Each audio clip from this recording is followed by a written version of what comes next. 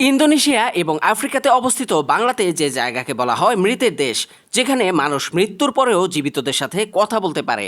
ইন্দোনেশিয়ার এই সুলাওয়েসি দ্বীপে কেউ মারা গেলে তাদের মৃতদেহগুলোকে সংরক্ষণ করে পরিবারের মধ্যেই রেখে দেওয়া হয়। তারা সেই মৃতদেহগুলোকে ভাবে অসুস্থ ব্যক্তি, যারা কিনা অসুস্থ হয়ে বিছানায় পড়ে আছে।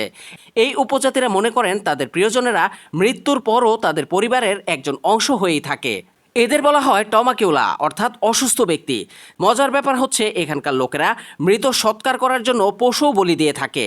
কোনো ব্যক্তি মারা গেলে এত বিশাল মহাযজ্ঞ করে তাকে সমাহিত করা হয়, আর এখান থেকেই তাদের আবার নতুন করে শুরু। তাদের আত্মীয় স্বজনকে কবর দেওয়ার পরও তারা মনে করেন তারা মারা যায়নি।